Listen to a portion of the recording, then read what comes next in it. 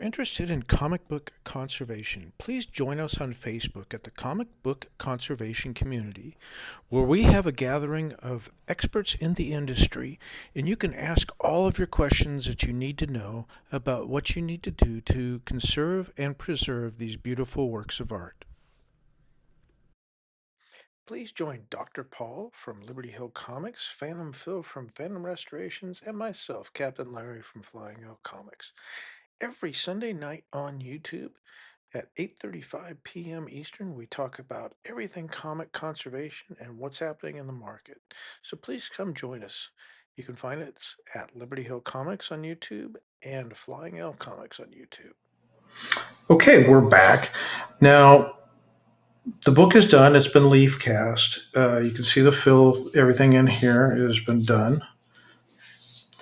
And we did have, as expected, trying to remove these stains here. We did have a little bit of color loss, a little bit of flaking across here. But all in all, it came out nice. In case you're wondering, while I did everything and finished it all up, and I did fix that corner up here, so it's been reattached, and everything else looks good through here.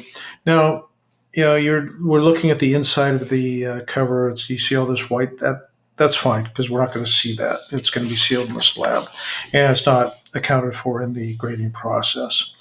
Okay, so we're pretty much done with this. I just noticed a little bit of lifting right there. I'll go ahead and put that back down.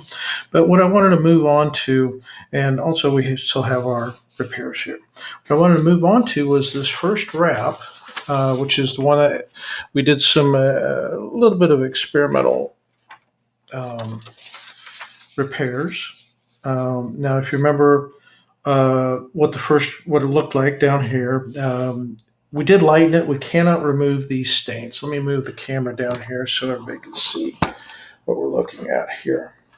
So we did get the stain, the rust out of here, and up here, that to this hole here, that was completely removed as well. So what we're going to do, we're going to go ahead and fill these staple holes with pulp, and we'll basically seal the comic wrap up, and that will be that.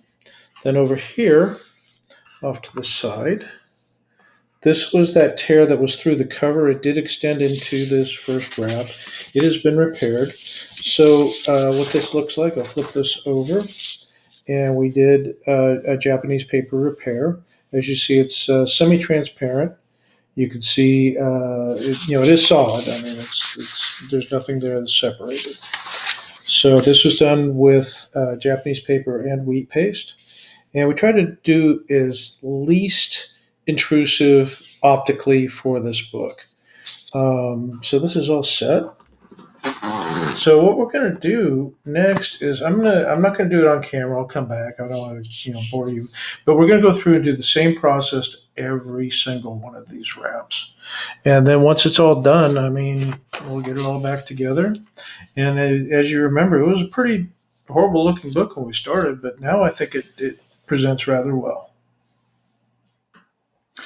So here's our first wrap. We've already done the tear seals from the backside here. And I'll go ahead and bring the camera down here so you can see this is the leaf casting here. We sealed up all the holes, and we'll make new staple holes. Now it's new paper. I'll flip it over here, and as you can see, there's that one stain. It's just stubborn. It's rust. It's not going to come out. This is the one we cut out, and this here is the one. And it has a nice texture to it. This is the one that we just treated. That was it. We just left it. So all in all, I think we have. Oops, there we go. I think we have a really good start on everything. So we'll just move on to the other wraps now, and then we'll start putting everything back together. Okay, one additional thing I wanted to share with you on our Eerie project. Get my fingers under here. So when we work on these books, we de-acidify them. And this usually causes a lightening because you're pulling the acids out of the paper. But I wanted to show you, and I hope the studio lights will pick this up as well. But is still one of the original folds in here. Now, you can see right there the difference. Let me drop the camera down here so you can really look at and see everything. This is a significantly more yellowed tan than this after this page has been cleaned. You can see all of our differences. It's fairly significant here. But this is quite tan by comparison. So when we de-acidify a book, it's not just one wrap. We do the whole thing.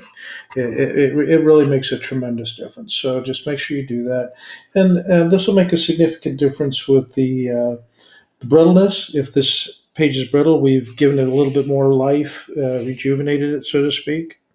So keep that in mind when you're working on your books. Always de-acidify them if you can.